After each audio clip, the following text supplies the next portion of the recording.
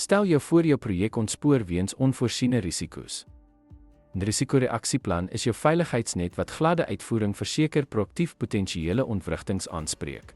Daarsonder navigeer jy geblinddoek deur 'n mynveld. 'n Risikoreaksieplan sluit gedetailleerde aksies in wat op spesifieke geïdentifiseerde risiko's afgestem is.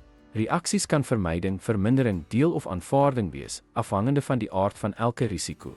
Doeltreffende beplanning verseker dat die projekspan gereed is om onmiddellik op te tree indien risiko's ontstaan.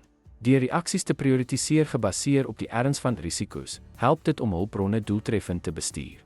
Die plan moet verantwoordelikhede toewys om aanspreeklikheid in die implementering van reaksies te verseker. Gereelde opdaterings van die reaksieplan maak voorsiening vir aanpassings soos projekomstandighede verander. Ten slotte 'n goed voorbereide risikoreaksieplan maak vinnige, effektiewe optrede teen potensiële ontwrigtings moontlik. Deur aksies en verantwoordelikhede toe te ken, is die projekspan toegerus om risiko's te hanteer soos dit ontstaan. Dankie dat u by ons aangesluit het.